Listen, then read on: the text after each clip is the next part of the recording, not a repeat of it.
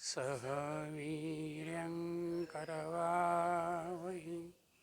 तेजस्विनावधीतमस्तु मा विद्विषावहै। ॐ शान्ति शान्ति शान्ति। हरिः ओं श्री गुरुभ्यो नमः।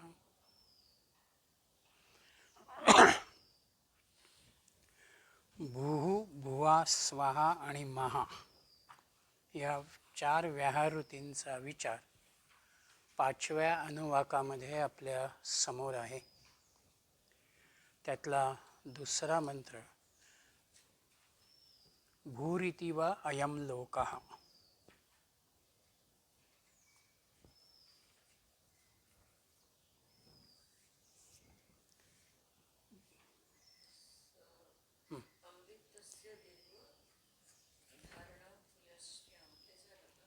नाही नाही, 5वा अनुवाक, शिक्षावल्ली 5वा अनुवाक. हां हां, थोडंसं. हां,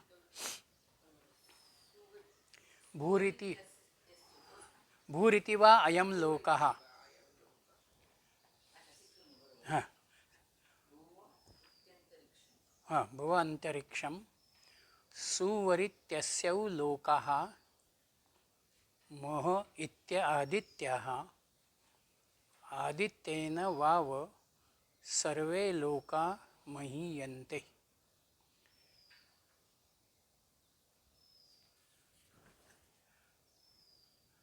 भूर्भुवः सुवा तो पहिला मंत्र बघितला का तुम्ही?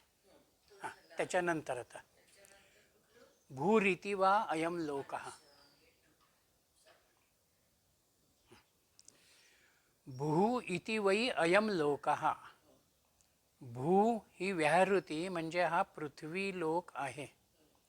भुवः इति अंतरिक्षम, तो अंतरिक्ष लोक आहे.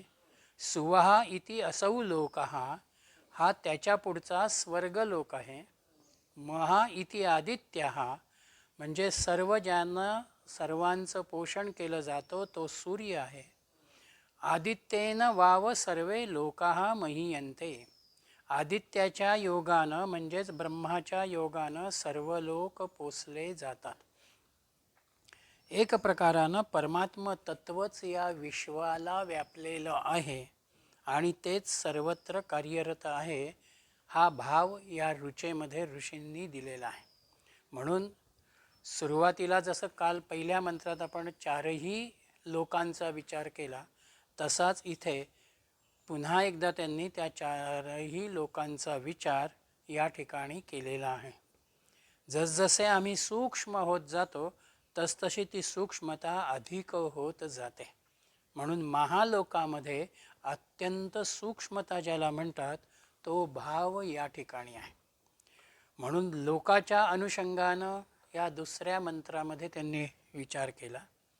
पुढच्या मंत्रामध्ये त्यांनी वायुतत्व, सूर्यतत्व, चंद्रतत्व यांच्या अनुषंगानं विचार केलेला आहे. म्हणून तिसऱ्या मंत्रामध्ये भूरिति वा अग्निः, भुव इति वायुः, सुवर्य आदित्याः, मह इति चंद्रमाः, चंद्रमसा वाव सर्वाणि ज्योतिंगैषि महीयन्ते. भू इति वै अग्निः. भू ही व्याहृती अग्नीच्याही स्वरूपामध्ये आहे, वाणीच्या देवतेच्या स्वरूपातही ती आहे. भुवाः इति वायुः. भुवा व्याहृती म्हणजे वायू, त्वचेच्या अनुषंगानं ती देवता आहे. सुवाः इति आदित्यः, ती व्याहृती सूर्य म्हणजे चक्षुंची नेत्रांची देवता या अनुषंगानं आहे. आणि महा इति चंद्रमा, ही चौथी व्याहृती चंद्र म्हणजे मनाची देवता या अनुषंगानं आहे. आणि हा चंद्र काय करतो आहे तर चंद्रमसा वाव सर्वाणि ज्योतिषी महीयन्ते.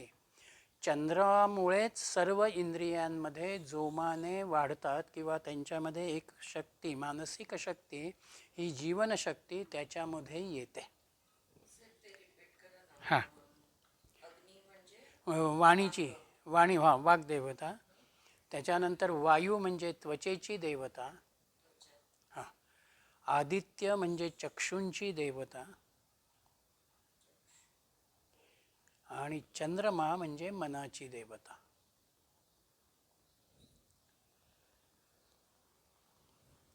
चंद्र हा मानसिकतेमध्ये आपण वारंवार लक्षामध्ये घेतो किंवा विचारामध्ये घेतो. म्हणून चंद्राच्या अनुषंगानं येणारी जी शक्ती आहे, जो उत्साह आहे, तो या जीवनशक्तीचा विचार या ठिकाणी आहे. चंद्राचा दुसरा धर्म असा आहे, तो म्हणजे वनस्पती जगत. वनस्पतींची वाढ, त्यांचा असलेला विकास किंवा विशेषतः औषधी वनस्पतींचा विकास हा चंद्राच्या प्रकाशामध्ये विशेषत्वानं होतो. म्हणून आयुर्वेदामधल्या काही वनस्पती या चंद्रप्रकाशात त्या एका ठराविक तिथीला त्या ठिकाणून गोळा केल्या जातात आणि त्याच्यावरती संस्कार केले जातात. म्हणून शारीरिक सामर्थ्याचं मूलतत्व या अनुषंगानं चंद्राचा विचार हा या ठिकाणी आहे. त्याचबरोबर शेतकरी जी बी बियाणं तयार करतो त्याच्यामध्ये तो काही बियाणांच्या बाबतीमध्ये सूर्यप्रकाशाचाही विचार करतो बी तयार होण्याच्या दृष्टीने, आणि काही बियांच्या बाबतीमध्ये तो चंद्रप्रकाशाचा विचार करतो. त्याच्यामध्ये ती तयार व्हावीत, कोरडी व्हावीत, हा भाव त्या शेतकऱ्यांचा आहे. आणि म्हणून पंचमहाभूतांचा अनुषंगानं असलेला हा विचार, वायुतत्व, अग्नितत्व, मनाचं तत्व आणि नेत्रांचं तत्व, या अनुषंगानं या ठिकाणी हा विचार त्यांनी केलेला आहे. हां.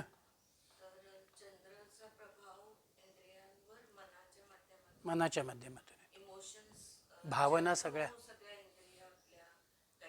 हो, मनाचा कारक आहे. म्हणून हो हो हो तुमच्या मन उल्लसित झाल्यामुळे बाकीच्या इंद्रियांनाही त्याचा एक सपोर्ट क्रिएट होतो. म्हणून आपल्याकडे जे म्हणतात ना, अरे तुम्ही मनानं उभे राहा, याचा अर्थ तुम्ही जर मनाने एकदा स्वतःला सुदृढ केलं, तुमच्यातली उदासीनता, नैराश्य तुम्ही जर बाजूला केलं, किंवा मी आता खरंच बरा होणार आहे, मी चालणार आहे, ही भावना जर तुमच्यामध्ये असेल तर ती मनाची शक्ती त्या इंद्रियांना सपोर्ट करते. म्हणून मग ती इंद्रिय बरोबर त्या पद्धतीनं ॲक्टिव्ह होतात. आणि इंद्रिय साधन आहे, मन आहे.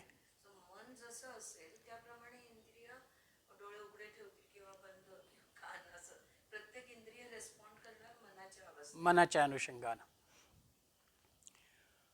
इथे हां महा हा चंद्र, ब्रह्मतत्वाला अनुलक्षून चंद्राचा विचार आहे. मनाने आम्ही त्या अवस्थेपर्यंत जाणार आहोत ना, मनाला उन्मन करणार आहोत.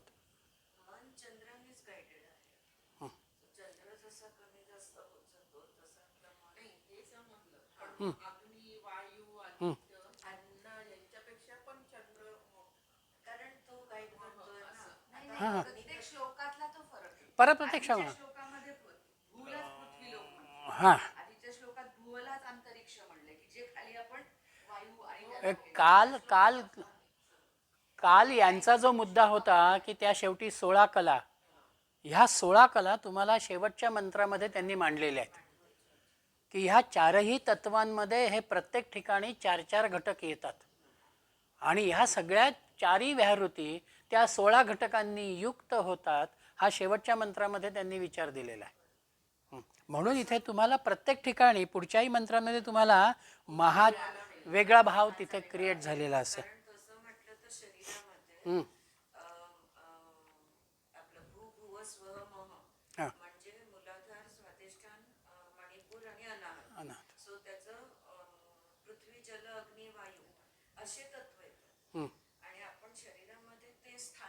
म्हणतो हो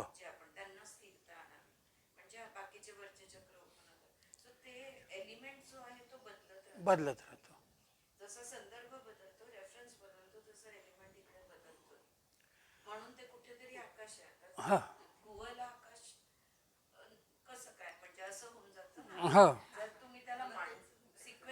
सिक्वेन्शियल नाही, तसं नाही होणार. इथे भूला त्यांनी अग्नी म्हटलंय. अग्नीमध्ये एनर्जीचा भाव आहे. तुम्ही गारगोटीने घर्षण करा तिथे अग्नी निर्माण होईल, लाकडाचं घर्षण कराल तिथे अग्नी निर्माण होईल. आणि अग्नी निर्माण होणं म्हणजे ऊर्जेचं स्वरूप आहे. ही ऊर्जा तुम्हाला काही वेळेला दिसेल, काही वेळेला दिसणार नाही. पण दिसत नाही तरीही तिचं कार्य जे आहे ते वातावरणामध्ये आहे. म्हणून मन, भावना, जाणीव, तर्क, विचार, निर्णय, स्वाभिमान आणि अस्मिता हे सगळे भाव जे आपण म्हणतो हे एका ऊर्जेमधून येतात.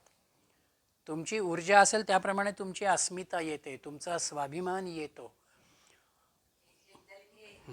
मन, भावना, जाणीव, तर्क, विचार, निर्णय, स्वाभिमान, अस्मिता यांच्यातून ऊर्जाच व्यक्त होत असते. अस्मिता शेवट निर्माण होते. किंवा हे ऊर्जेशी निगडित आहे. भुवा हा वायू, वायू अंतरिक्षामधला आहे, तोही धारक शक्तीच्या स्वरूपामध्ये आहे. म्हणून चुंबकीय शक्ती, गुरुत्वाकर्षण किंवा आपल्यामधले असलेली प्राणशक्ती ही दोनही कार्य वायुतत्वाच्या अनुषंगानं त्या ठिकाणी आहेत. सुवाहामध्ये त्यांनी सूर्य चक्षुची देवता म्हटलेलं आहे. म्हणजे डोळ्यांच्या अनुषंगानं नेत्रामधलं तेज हे त्या ठिकाणी येतं, प्रकाशाचा विचार त्या ठिकाणी येतो.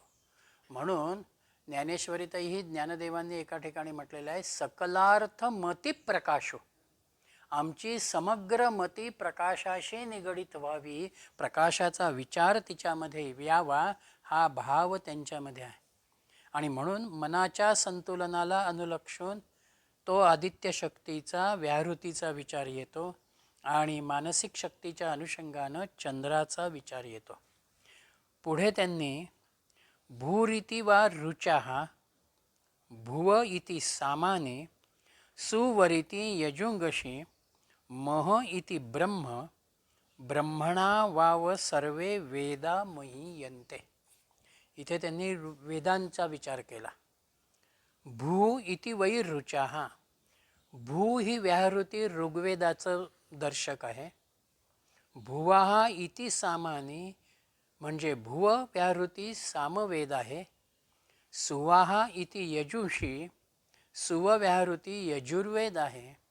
आणि महा इति ब्रह्म, महाव्याहृती ही ब्रह्माचं प्रतीक आहे. आणि ब्रह्मणा वाव सर्वे वेदा महीयन्ते, ब्रह्माच्याच योगाने सगळ्या वेदांना महत्त्व पावलेलं आहे किंवा महत्त्व आलेलं आहे. म्हणजे वेद जरी वेगवेगळे असले, त्या वेगवेगळ्या वेदांनी त्यांच्या अनुषंगानं विचार जरी दिलेला असला तरी सगळ्या वेदांचं केंद्रीभूत सूत्र म्हणा, महत्त्वाचा बिंदू म्हणा, हा परमात्म तत्वाचंच निर्देशन करतो.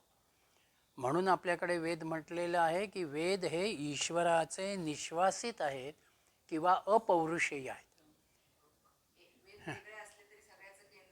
परमात्म तत्व, ब्रह्मतत्व हेच आहे. हां,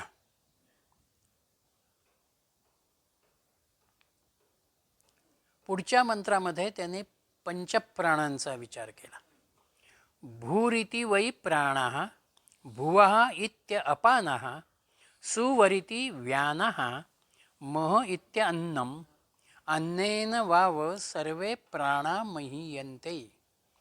भू इति वै प्राणः, भू म्हणजे प्राण, भुवाहा म्हणजे अपान, सुवाहा म्हणजे व्यान आणि महा इति अन्नम, मोहव्याहृती हे अन्न आहे. कारण अन्नेन वाव सर्वे प्राणा महीयन्ते. अन्नाने सगळ्या प्राणांच्या प्राणशक्तीचं पोषण होतं. म्हणून प्राण म्हणजे श्वास. त्या श्वासाचं कार्य आपल्या शरीरामध्ये चालू आहे. प्राण आत घेणं आणि पुन्हा प्राण बाहेर सोडणं. ही जी जीवनशक्ती आहे, ही प्रेरक शक्ती आहे, तो मुख्य प्राण. त्याला अनुलक्षून पुढे अपान, समान, व्यान, उदान यांचा विचार आपण करतो. ह्यामध्ये ह्या सगळ्या प्राणांचं मूल तत्व कुठे आहे, तर ते अन्नाशी निगडीत आहे. म्हणून महा हे अन्न आलं. आम्ही अन्न ग्रहण करतो म्हणून त्या प्राणाला एक व्यवस्था येते, एक स्थिती येते. तुम्ही जर अन्न कमी करायला लागलात तर स्वाभाविकपणानं श्वासावरती सुद्धा त्याचा काही एक परिणाम होतो. प्रकृती खालावणं ज्याला आपण म्हणतो, याचाच अर्थ आतल्या पंचप्राणांच्या क्रियेवरती तुम्ही अन्न कमी केल्यामुळं निर्माण होणारा जो परिणाम आहे, तो परिणाम त्या ठिकाणी येतो. म्हणून आपल्यामधली प्राणशक्ती ही एक प्रकारानं आपल्या इंद्रियांची प्रेरक शक्ती आहे.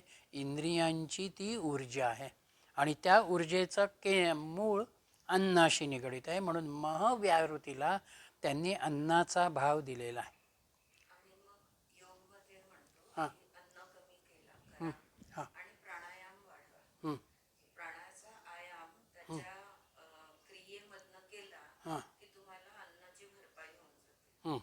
आणि प्राणांना पोषण मिळत राहतं.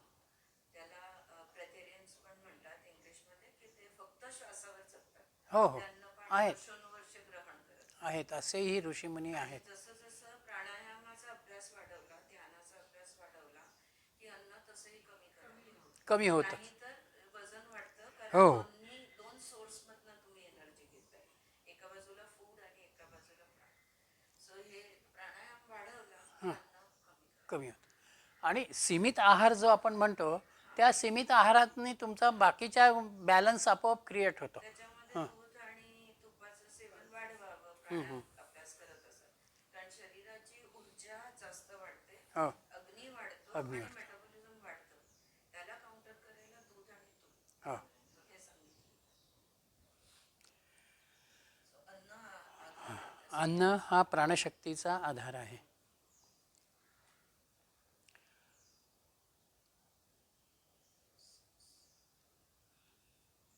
अशा रीतीनं या व्याहृतींच्या संदर्भात पुढच्या मंत्रामध्ये त्यांनी म्हटलेलं आहे, तावा एताश्चतश्चतुर्धा चतश्चतस्रो व्याहृतयाः तायो वेद स वेद ब्रह्म सर्वेस्मै देवा बलिम आवहन्ति.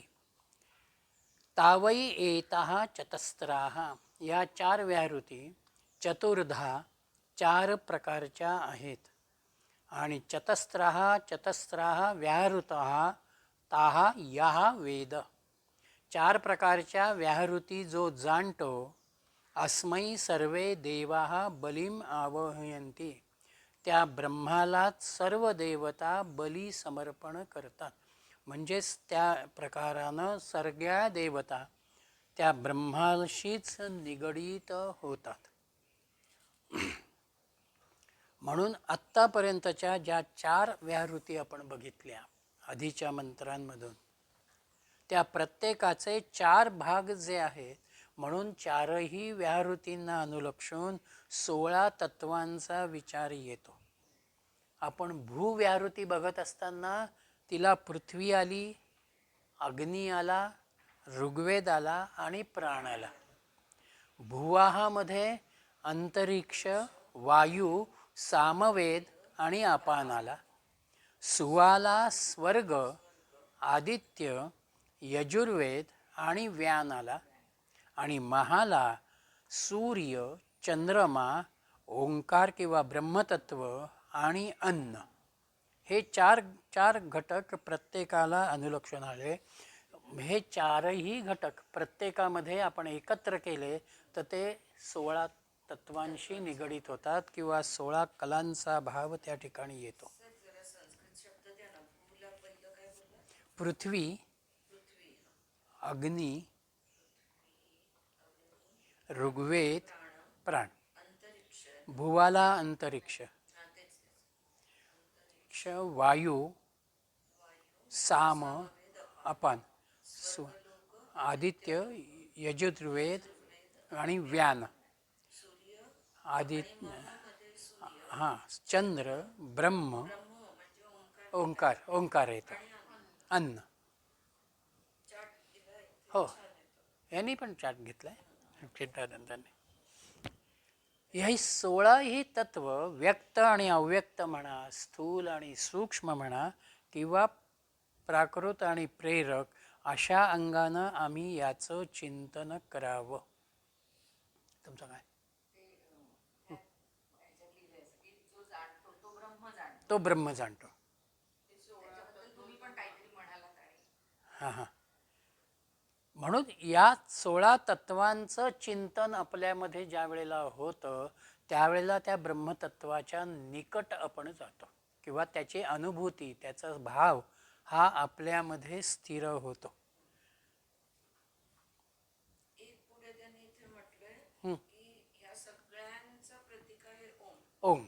आणि ओमला प्रणव, हो. आणि प्रणवला प्रतीका उपासना म्हटलेली हं. आहे. जस्ट एक इन्फॉर्मेशन म्हणून सांगतो हो. की the kind of this kind of symbolic meditation of the Pranava is commonly known as प्रतीक उपासना. All mantras and and begin with Om. Om. म्हणून ते कुठलाही ह्याच्यातलं कुठलाही घटक घेतला, 16 कलांमधलं कुठलीही कला घेतली आणि त्याची उपासना करायची म्हटली, ओमने सुरुवात, ओमने ओमने संपत. बंद, त्याचं असं. या 16ला सर्व देव बली आरती हा. म्हणजे काय? सर्वेस्मै देवा बलिम आवहयंती. सर्व देव त्याला बली देतात. याचा अर्थ आमची ज्ञानेंद्रिय, आमचं मन, आमची बुद्धी आम्ही समर्पित करणं. देव म्हणजे इंद्रिय देव. हां. इंद्रिय देवाचंच. बली केव्हा येतो आहे? बली एखादा यज्ञ कमी करतो आहोत त्यावेळेला त्या यज्ञाच्या समाप्तीमध्ये बली दिला जातोय, त्या देवतेच्या अनुषंगानं. तसं डोळ्यांनी जे बघतोय हां. ते चूज करायला लागलो, सीमित बघायला लागलो की नाही काय बघायचं आणि काय नाही बघायचं. ही एका प्रकारची बलीच होते, किंवा तप म्हणू, किंवा स्वाहा करतोय आपण की नाही हा विषय आपण बघणार नाही किंवा ऐकणार नाही. इंद्रिय ह्या काय 16 कला किंवा पराभूती, जो जाणतो तो ब्रह्म जाणतो असा ब्रह्म जाणतो. आणि ते ब्रह्म जाणताना तुम्हाला तुमच्या इंद्रियांना अंतर्मुख करायचं आहे, म्हणजे त्यांचा बहिरंगाचा भाग तुम्ही बली दिला, कमी केलात, किंवा तिथलं मनही तुम्ही काढून घेतलं मीपणानं. ज्ञानाच्या अंगानं तुम्ही बुद्धीमधला अहंकार काढून घेतलात. इंद्रियांचा बली, हां, इंद्रियांचा बली म्हणजे समर्पण. समर्पण.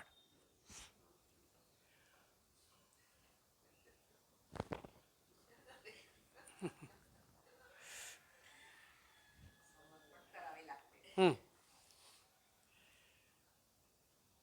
एक अजून इथे त्यांनी छान दिलंय. हां. सॉरी तुम्हाला नाही नाही नाही, काहीच अडचण नाही. हा अभ्यास आहे. हां. कला जे आहेत हे पूर्ण ब्रह्मांड, जे सगुण आणि निर्गुण, जे सूक्ष्म आणि स्थूल, आणि मॅटर अँड एनर्जी म्हणजे ऊर्जा आणि काय म्हणणार, स्थूलच म्हणणार त्याला, या सगळ्यांना हिरण्यगर्भ हा शब्द आहे. हो. जे आहे आणि जे नाही आहे दोन्ही पण, मॅनिफेस्ट अँड अनमॅनिफेस्ट, ग्रॉस आणि सटल, हो. म्हणजे जे स्थूल आणि सूक्ष्म आहे, मॅटर अँड एनर्जी, सगुण आहे आणि जे निर्गुण आहे, या सगळ्यांना हिरण्यगर्भ म्हणजे हिरण्यगर्भ हा शब्द जेव्हा आपण वापरतो, आपण सगळ्या 16 कलांचा विचार करतो. त्याच्यामध्ये आहे. जर या हिरण्यगर्भाला आपण जाणलं तर ब्रह्म जाणलं. बरेच लिहिले, स्थूल सूक्ष्म 3 आहेत.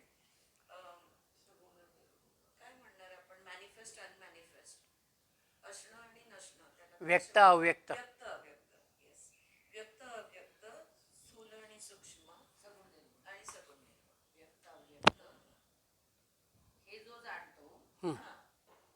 ह्याला हिरण्यगर्भ म्हणतात 16 कलांना, आणि हे जो जाणतो तो ब्रह्म जाणतो. हा.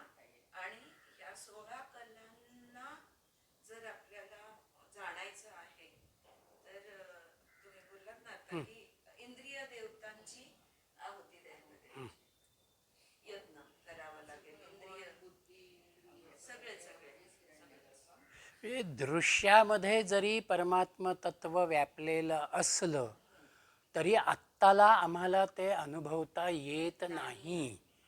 याच्यासाठी या दृश्याला बंद केल्याशिवाय तुम्ही अदृश्यामध्ये येत नाही, आणि अदृश्यामध्ये आल्याशिवाय त्या ब्रह्मतत्वाची अनुभूती येत नाही. म्हणून हे बंद करणं म्हणजेच एक प्रकारची आहुती देणं.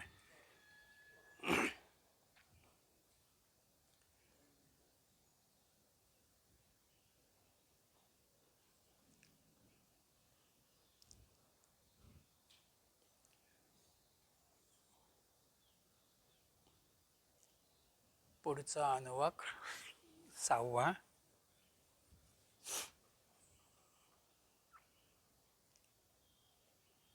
It may be kept in mind that as per popular understanding there are 7 Vihartis, which are the symbols of the 7 lokas: Bhu, Bhuva, Swaha, Maha, Jana, Tapa Tapa. and Satya. But only the first 4 are dealt with in this Upanishad. ह्याच्यामध्ये या 4 उपनिषदांचाच 4 व्याहृतींचाच विचार केलेला आहे.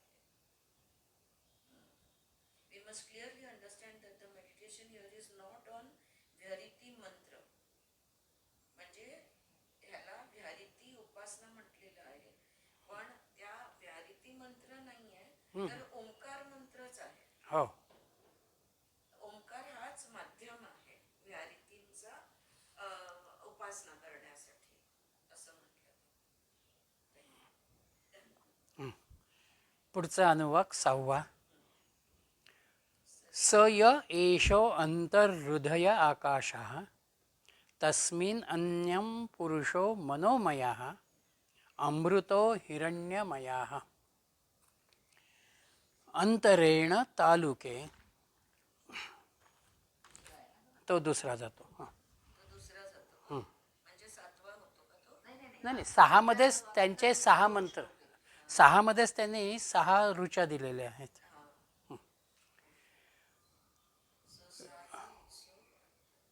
अंतरेण तालुके य एषस्तन इवावलंबते सेंद्र योनिः यत्रासौ केशांतो विवर्तते व्यप्योय शीर्षकपाले. अंतर्हृदये यः आकाशः. हृदयाच्या अंतर्गामी जे आकाश आहे तस्मिन् त्यामध्ये अयम मनोमय अमृतः हिरण्यमयः पुरुषः. हा बुद्धिमान अविनाशी प्रकाशमय पुरुष स्थित असतो. तालुके अंतरेण स्तनाः इव अवलंबते. 2 टाळूंच्या मध्ये जे स्तनासारखे लोंबकळत असते त्याला पडजीभ म्हणतात. तम अपि अंतरेण, त्याच्याही आत, यत्र असौ केशांताः निवर्तते, जेथे केसांचे मूलस्थान ब्रह्मरंध्र स्थित आहे तेथे शीर्षकपाले व्यप्योह. डोक्याच्या 2 भागांना छेदून तो जी सुषुम्ना नाडी आहे ती इंद्राचे जन्मस्थान या अनुषंगानं ब्रह्मरंध्र आहे. अशा रीतीचा हा पहिल्या 2-3 ऋचांमधला भाव आहे. योग्याचं प्राणोत्क्रमण झाल्यानंतर तो अग्नीच्या अनुषंगानं भू, वायूमध्ये भुवाहा, सूर्यामध्ये सुवाहा आणि ब्रह्मामध्ये महा या व्याहृतींच्या रूपाने स्थित होतो. आणि त्यालाच अनुलक्षून अंतरंगामधली जी स्थिती आहे त्याला इथे त्यांनी अंतर्हृदय आकाशः, आपलं जे हृदय आहे आणि त्या हृदयाला अनुलक्षून असणारी जी पोकळी आहे तिथून त्याचा प्राण जो आहे तो त्या ठिकाणी बाहेर पडतो, तो आकाशामध्ये लीन होतो, मस्तकातून तो बाहेर पडतो. सामान्य हृदयाचं कार्य रक्ताभिसरणाशी निगडित आहे. आणि जसा पंखा फिरायला विद्युत शक्तीची गरज आहे, तसं इथे हृदयाला सुद्धा एका शक्तीची, ऊर्जेची गरज आहे. इथे हे जे हृदय आहे, उपनिषदांच्या चिंतनामध्ये किंवा अध्यात्माच्या चिंतनामध्ये येतं, हा हृदय विचार म्हणजेच आमच्या अंतरंगामधलं, अंतःकरणामधलं अंतरिक्ष किंवा आकाश ज्याला आपण म्हणू, तो भाव त्या ठिकाणी आहे. म्हणून त्या हृदय आकाशाला, त्या अंतरंग भावाला त्यांनी मनोमय पुरुषाची उपमा दिलेली आहे. हां, त्यामध्ये हा मनोमय पुरुष असतो. पुरुष हा शब्द आत्मशक्ती किंवा परब्रह्मशक्ती या अनुषंगानं आलेला आहे. पुरुष आत्मा, आत्म्याला, व्यक्तीच्या दृष्टीने तो आत्मा झाला. ह्या मनोमय पुरुषाला अनुलक्षून अमृतो हिरण्यमय, आमच्या ठिकाणी जी अमृतत्वाची भावना आहे, आनंदाची भावना आहे, ती केव्हा आहे तर माझं अंतःकरण शुद्ध होईल, बुद्धीच्या अनुषंगानं विवेकाची बैठक येईल, त्याच वेळेला आनंदाची निर्मिती होईल. तो आनंद मला त्या आत्मपुरुषाच्या अनुषंगानं, मनोमय पुरुषाच्या अनुषंगानं मला अनुभवता येतो.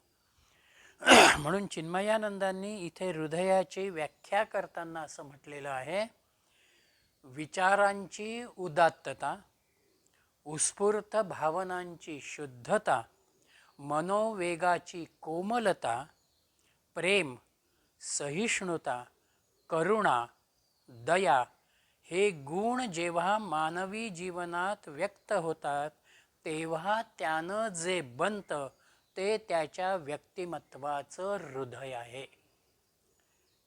विचारांची उदात्तता, उत्स्फूर्त भावनांची शुद्धता, मनोवेगाची कोमलता,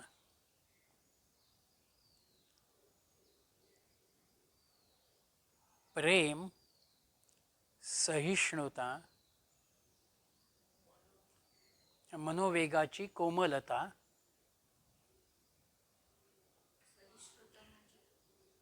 सहिष्णू असणं सगळ्यांच्या अनुषंगानं, सहज वृत्ती, सहज वृत्ती, कोणाविषयी कुठलाही अपपर भाव नाही, सहज भाव, करुणा, दया हे गुण जेव्हा मानव जीवनात व्यक्त होतात, तेव्हा त्यानं जे बनतं ते त्याच्या व्यक्तिमत्वाचे हृदय व्यक्त करतो किंवा होतं, तेव्हा त्याने जे बनते ते त्याच्या व्यक्तिमत्वाचे हृदय आहे.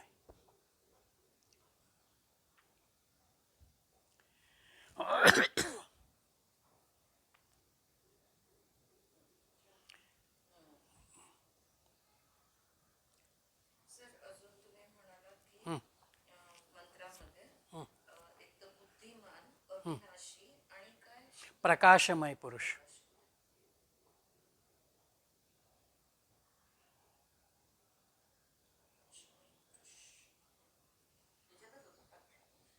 हां मंत्रामध्ये तस्मिन् तस्मिन् अन्नमयं पुरुषो मनोमयः अमृतो हिरण्यमयः अंतरेण तालुके य एष स्तन.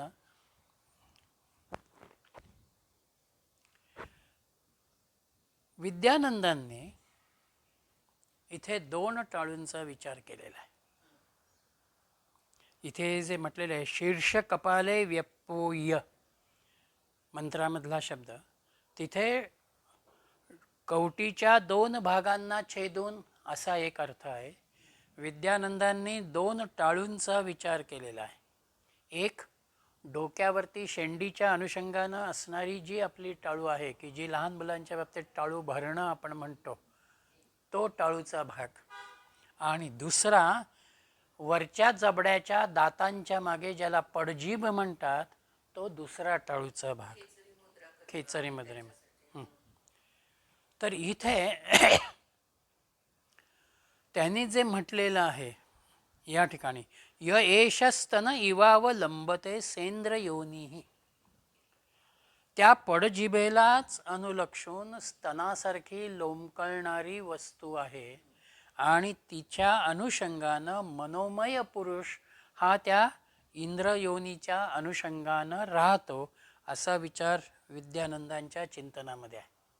आणि त्यांचं भाव अशी आहे किंवा भूमिका अशी आहे की इंद्र म्हणजे इंद्रिय आणि योनी म्हणजे जन्मस्थान. आपल्या इंद्रियांचं जन्मस्थान त्या परमात्माच्या निगडीत, त्या ब्रह्मरंध्राशी निगडीत आहे. म्हणून योग्याचा जो प्राण आहे तो त्या ब्रह्मरंध्राला भेदून बाहेर पडतो, किंवा संन्याशी लोकांच्या मध्ये ती टाळू फोडून मग त्यांना समाधी दिली जाते. म्हणून इंद्रियांची कार्यशक्ती ही टाळूमधल्या मनोमय पुरुषाकडून येते, असा हा भाग आहे.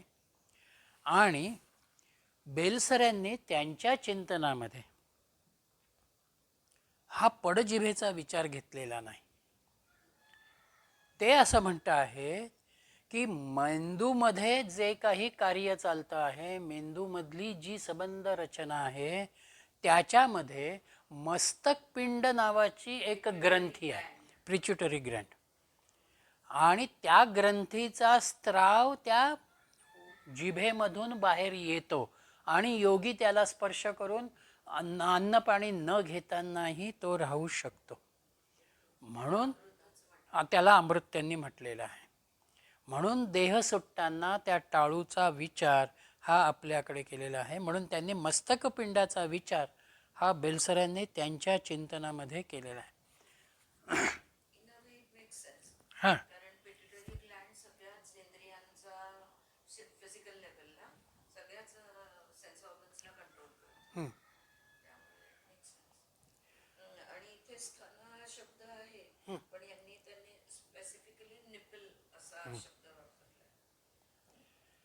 तर त्याचं काय होतं की योगी तो स्राव जिभेवर घेऊन अन्न पाण्याशिवाय राहू शकतो, त्याला मग अन्नाची गरज नाही. स्रावत राहिला ना जर, तर तो वर्षानुवर्ष पण समाधी अवस्थेमध्ये शरीर कायम ठेवतं. म्हणजे जे ऋषीमुनी 15-15 वर्ष वगैरे बसले होते, त्यांना तेच स्थान आहे, त्यांना स्वस्थ राहतो. आणि सुषुम्नाचा जो मार्ग आहे हा इंद्राचा जन्मस्थानाचा. आणि ज्या साधकांचे आत्मा या सुषुम्ना मार्गावरनं जातात, म्हणजे मंत्राचा अर्थ समजून घ्यायचा प्रयत्न करते, त्या मार्गावरनं जातात ते अग्नीमध्ये स्थित होतात असं म्हटलंय त्या मंत्रामध्ये. आणि ही व्याहृती भू आहे. हो, ती पुढे आहे ना, 3 ते 6 मध्ये तो विचार आलेला आहे. भूरत्यग्नौ प्रतितिष्ठती. पुढचा काहींनी कसं केलंय, काहींनी एकाच ठिकाणी ठेवलंय, काहींनी त्याला फोडलेलं आहे. ते हां, किंवा सुरुवातीच्या याच्यातही असेल ते. हां, नाही, तुमचं जिथे सुरुवात झाली तिथे आहे का बघा ना मंत्र. हां, भुव इति वायौ सुवर्य आदित्याते मह इति ब्रह्मणि आपनोति स्वाराज्यम आपनोति मनसस्पतिम वाक्पति चक्षुषं पतिः श्रोत्रं पतिः विद्यान् पतिः एतत्तो भवति आकाशशरीरं ब्रह्म सत्यात्म प्राणारामं मन आनंदम शांती समृद्ध अमृतम इति प्राचीन योगोपास्व. 5 पुरुषांचा विचार भूरत्याग्न 3 ते 6 मध्ये. प्राचीन योगोपास्व. ज्या ब्रेकअप मध्ये मंत्र परत कुठून कुठे हे सांगतात. हो हो पहिलं जे आहे ते सय एषो अंतर्हृदय आकाशः. हा पहिला झाला. अंतरेण तालुके आकाशाला संपतं का ते? आकाश नाही. तस्मिन् मयम पुरुषो मनोमयः अमृतो हिरण्यमयः. इथे पहिला अंतरेण तालुके य एषस्तन इवावलंबते सेंद्रयोनिः यत्रासौ केशांतो विवर्तते व्यपोह्य शीर्षकपाले. इथे दुसरा. आता तिसरा भूरत्यग्नौ प्रतितिष्ठति भुव इति वायौ सुवरी आदित्याते मोह इति ब्रह्मणी. हा तिसरा झाला. पुढे चौथा आपनोति स्वाराज्यम आपनोति मनसस्पतिम वाक्पति चक्षुषस्पति श्रोत्रपति विद्यार्णपति. चौथा झाला. एतत्तो भवति आकाश शरीरम ब्रह्म सत्यात्म प्राणारामम मन आनंदम शांती समृद्ध अमृतम. 5वा झाला. आणि इति प्राचीन योगोपास्व हा 6वा. आता भूरत्याग्नौ प्रतितिष्ठती. तिसरा भू इति अग्नौ. अग्नीमध्ये भू या व्याहृतीच्या रूपानं, भुवा इति वायौ वायूमध्ये भवाहा या व्याहृतीच्या रूपानं, सुवाहा इति आदित्ये सूर्यामध्ये सुवा या व्याहृतीच्या रूपानं, महा इति ब्रह्मणी ब्रह्मामध्ये महा या व्याहृतीच्या रूपाने प्रतितिष्ठती. म्हणजे योगी अशा रीतीने ब्रह्मस्वरूप झाल्यावर. हा एवढा भाव 3ऱ्या मंत्राचा येतो. आपनोति स्वराज्यम म्हणजे तो स्वराज्य इंद्रपद किंवा मोक्षपद प्राप्त करून घेतो. झाल्यावरती मोक्ष प्राप्त करतो किंवा इंद्रपद म्हणजे इंद्रियांवरचं पूर्ण स्वामित्व.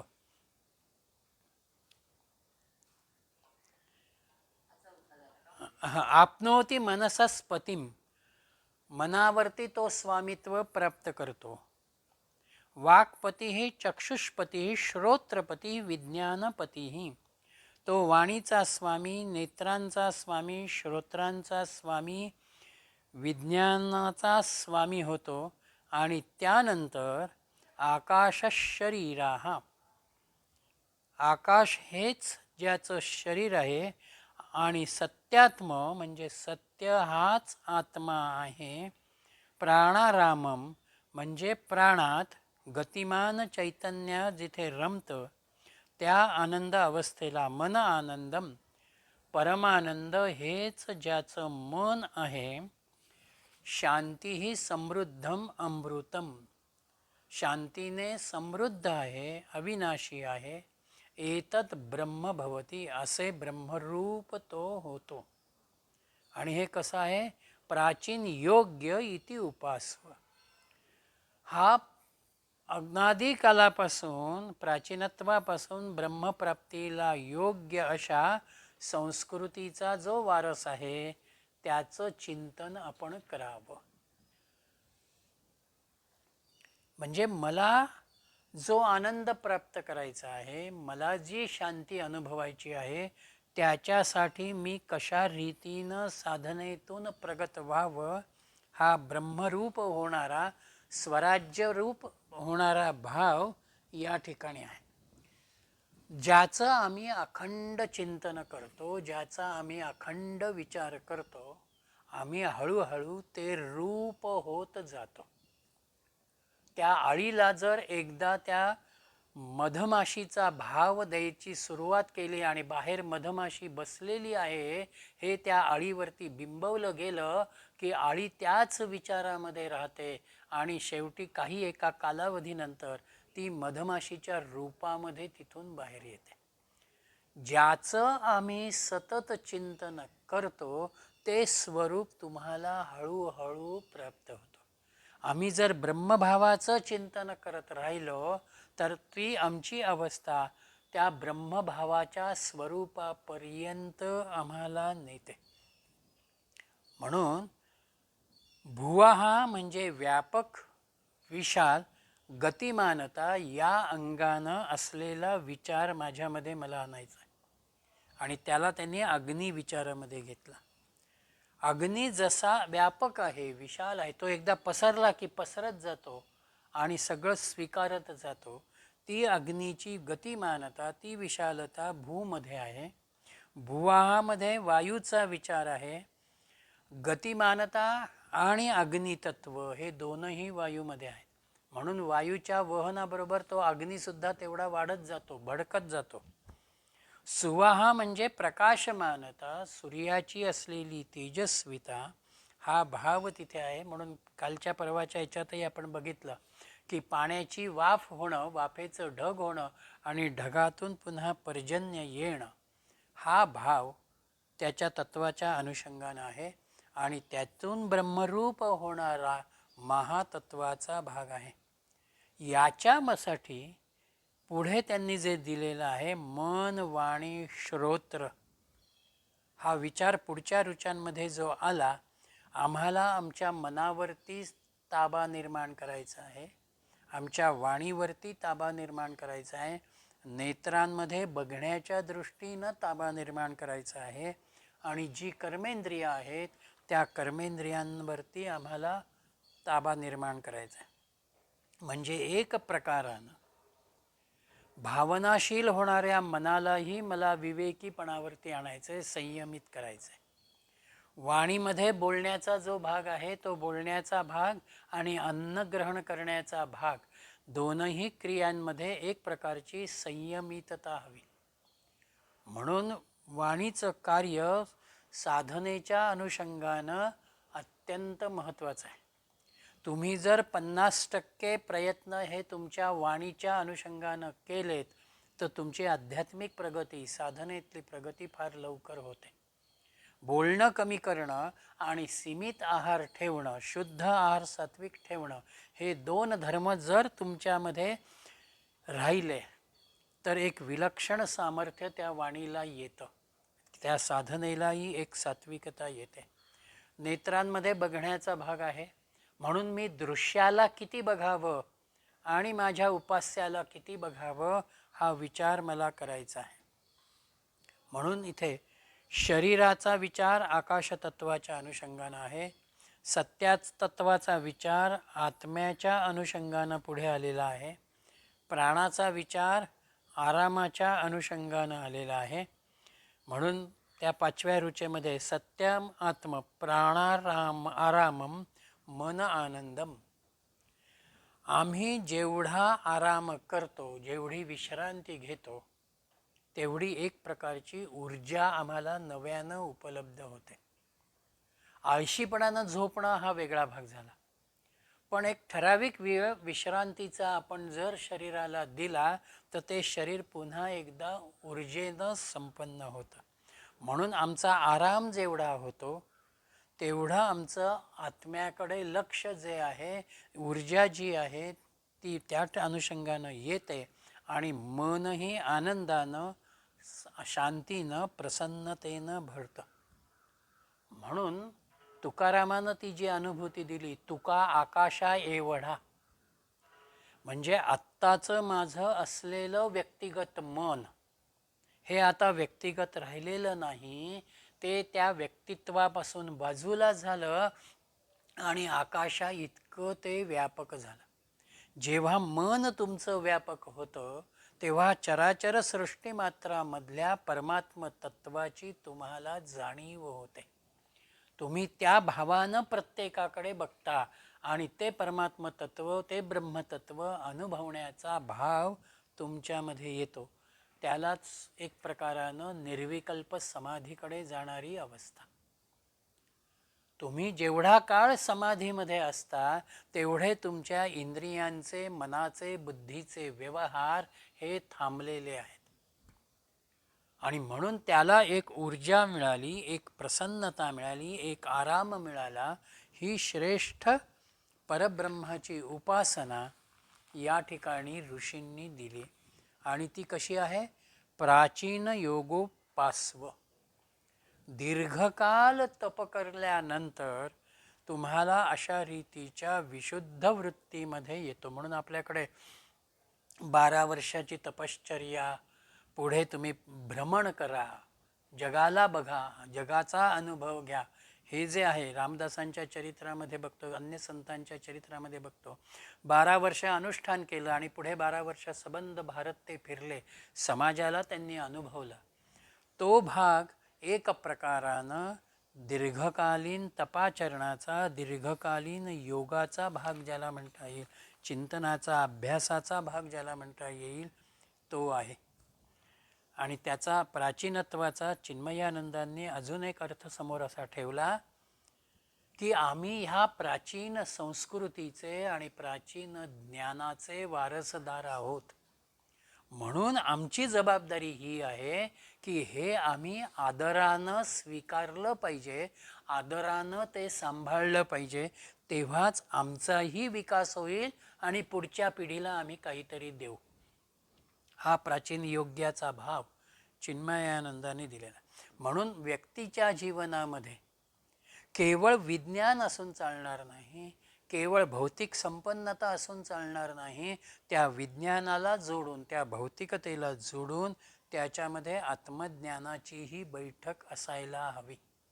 तेव्हाच तुमचं ज्ञान आणि तुमचं जीवन हे परिपूर्णतेकडे होतं. सगळं ज्ञान शेवटी एका आत्मज्ञानाशी निगडीत होतं. म्हणून गीतेनं हे अध्यात्मविद्या विद्यानाम असं म्हटलेलं आहे.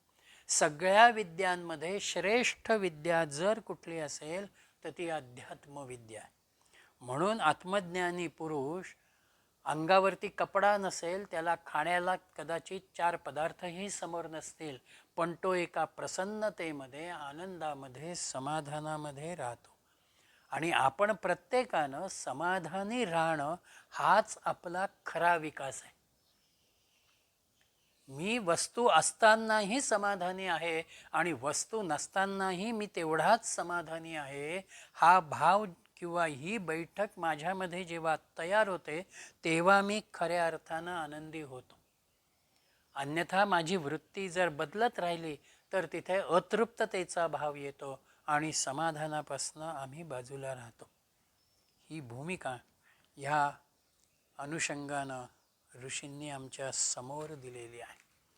हा या मोठा आहे, पण त्यांनी त्याला सर्वात्म भाव असा विचार दिलेला आहे.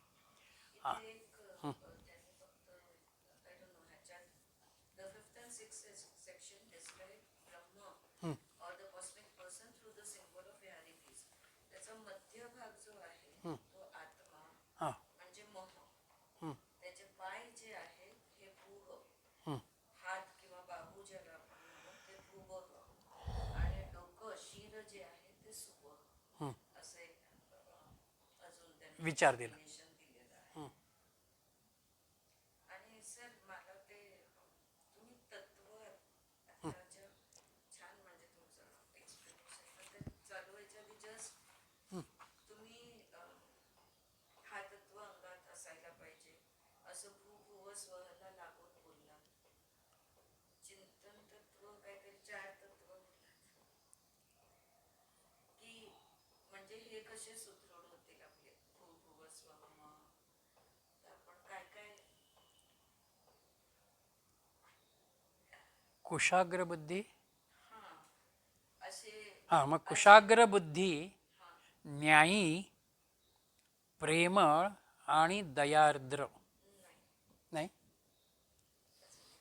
त्याच्यानंतर ठीक आहे, मी बघूया, ऐकून बघून बघूया.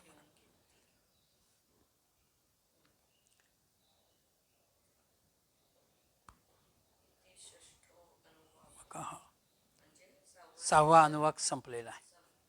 7वा आपण पुढच्या आठवड्यात बघूया.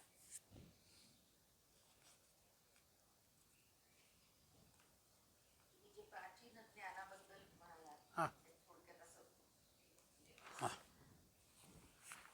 आपण आता ह्या गोष्टी न कळत पुढच्या यांना सांगणार, म्हणजे हां आपलं मूल असो किंवा को आपल्यापेक्षा यंग जनरेशन ज्यांनी हे थोडंसं बघावं, त्यांना आपण हे कसं हे करू शकतो, प्राचीन ज्ञान आपण आत्मसात करावं. हां आम्ही हे ज्ञान समजून घेणं आणि त्या अनुषंगानं असणारा जो विचार आहे तो विचार आमच्यामध्ये ज्या वेळेला येतो तेव्हा आम्ही ते इतरांना देण्यासाठी सिद्ध होतो. म्हणून हा संबंध आत्मज्ञानाच्या किंवा अध्यात्माच्या अनुषंगानं असलेला जीवनदृष्टीचा विचार हा आम्ही जेवढा जोपासू तेवढा तो जोपासला जाईल. आपल्या अंगामध्ये आधी भिनलं हां म्हणजे म्हणून आम्ही समजून घेतल्यानंतर आम्ही त्याचं ॲप्लिकेशन आमच्या परिवारामध्ये आमच्या व्यक्तिमत्वामध्ये आम्ही करावं, म्हणजे ते आपोआप पुढे परंपरेनं जात राहतं. आम्ही जसे वागतो ते बघून मुलं वागत आहेत. नाही, आपलं बोलणं, एक्सप्लेनेशन या गोष्टी पण बदलत बदलत जातात. कुठलंही लहान मुलांनी कारण विचारलं तर आपलं सांगता आलं पाहिजे. आपली बदलत जाते. साधं उदाहरण द्यायचं तर परवा नागपूरला सोडायला गेले, सर्दी कफ थोडासा होता, स्विमिंग आहे आज म्हणाला, तर मी म्हटलं बेटा शक्यतो नको करू स्विमिंग, तर म्हणे पण आजी मग कधी मिळेल मला, नेक्स्ट कधी असेल, तर मी म्हटलं बघ तुझ्या आतमध्ये पाणी वाढलं, तुझ्या बाहेर पण पाणी झालं, तर पाणी जास्त होऊन जाईल की नाही.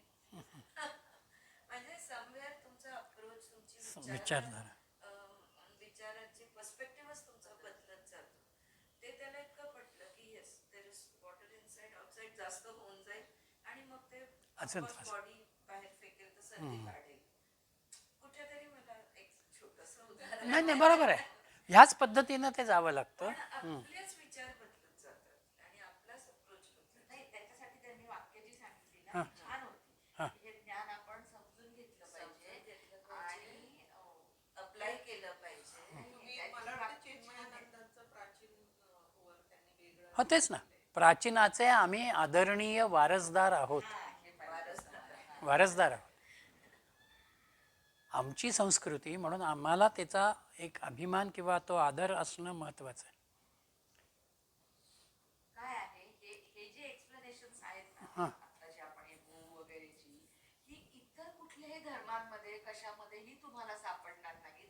ते लोक म्हणून आपल्या गोष्टींचा अभ्यास करतायत आज, पश्चिमात्य लोक जे आपण म्हणतो ते. तर मग जर हे आपल्याकडे आहे, हे म्हणजे खरे याचे वारसदार आपण आहोत. सगळं ज्ञान नाही मिळू देत, पण काहीतरी तर तुम्हाला समजू दे यात की आपल्याकडच्या गोष्टींनाही महत्व आहे. आजकालच्या जनरेशनला काय झालंय की हे सगळी कर्मकांड आहे, सगळं अमुक आहे. आता कालच्या ह्याच्यातनं मला आणखीन एक गोष्ट अशी लक्षात आली की ह्या सगळ्याच आता आपण पृथ्वी लोक किंवा अजून काय अंतरिक्ष लोक, आता जे स्पेस मध्ये लोक हे करतात, इथपर्यंत आपण सीमित आहोत. पण जे अगदी आता साधं एक सध्याचं उदाहरण चालू आहे की श्राद्ध पक्ष करायचं की नाही करायचं. आपल्याला ज्यांना आता समजा मी म्हणेन मला काही प्रॉब्लेम आहे तर नको, माझ्या पूर्वजांना मला ते अन्न दिलं तर त्यांचा का, तर मी या लोकापुरता आत्ता विचार करतो. पण मी जर तिथपर्यंत पोहोचली असेल तर कदाचित मी या गोष्टींमध्ये अडकणार नाही. म्हणजे आता माझीच बहीण आहे, चुलत बहीण, ते म्हणतात अजिबात काही करायची गरज नाही. म्हणजे माझ्या काकाचं इथे काहीच करत नाही, आता काकाला हे आवडतच नव्हतं. पण काका ही पर्सनॅलिटी इतकी वेगळी होती, लिटरली तो ह्याच्या पलीकडे गेलेला होता, तो कशातच अडकला नाही.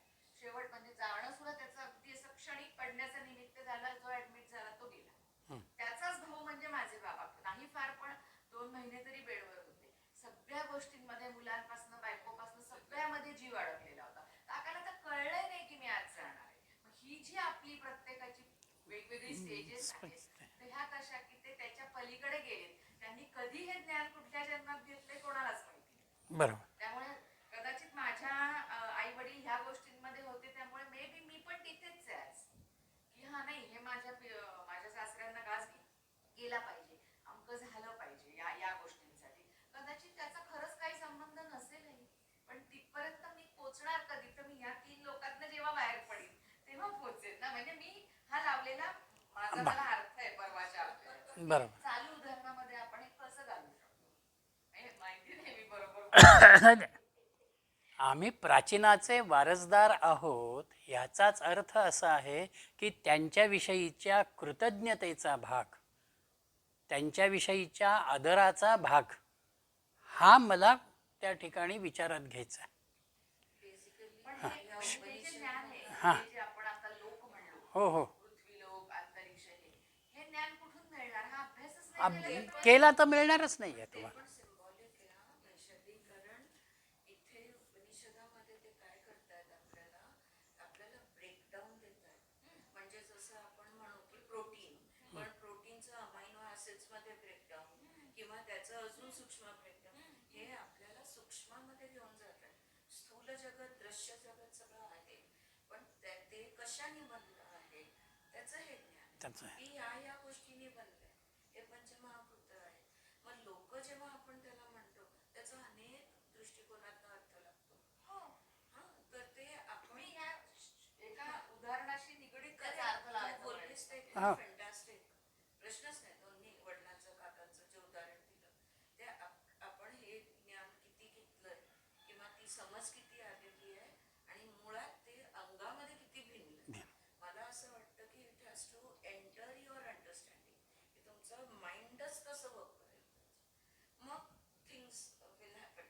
बरं त्याच्यासाठी आध्यात्मिक आपण टर्मिनॉलॉजी देऊन बनायला पाहिजे असं नाही. माझे वडील असं सुरण चिरता चिरता असे वाकले जागच्या जागी केले तो ते ह्या सगळ्या अभ्यासात नव्हते पण कुठेतरी तुमच्या वृत्तीमध्ये तुम्ही सत्यापर्यंत पोचला. तुमच्या विचारांमध्ये तुम्ही पूर्ण समर्पित आहात. जी सिच्युएशन आहे जे आहे सगळ्या गोष्टीला तुम्ही सरेंडर करून दिलं. तुम्ही कुठलेच जजमेंट्स करत नाही आहात. तुमचा कॅरेक्टर तसा जेव्हा बनतो तेव्हा तुम्ही असं बसल्या बसल्या जागी जातात. त्याच्यासाठी हे सायंटिफिक ब्रेकडाऊन नॉलेज किंवा काय म्हणतो थिओरिटिकल नॉलेजची गरज नसते पण असली सो बोथ वेज आपण मोक्ष किंवा इझी ज्याला आपण म्हणू पेनलेस ज्याला आपण म्हणू असे अनुभव लाईफमध्ये आपण पेनलेस अनुभव घेऊ शकतो. पण हे समजण्यामध्ये खूप मजा येते. नाही पण हे लोक नाही कळले काहीच नाही कळलं आपल्याला किंवा समजा एखादा करतोय तर त्याला फक्त टीकाच करायची त्याच्यावरती तर थोडंसं ते स्वभाव तो स्वभावाचा भाग आहे त्याला तर इलाज नसतो. त्याचे हो हो.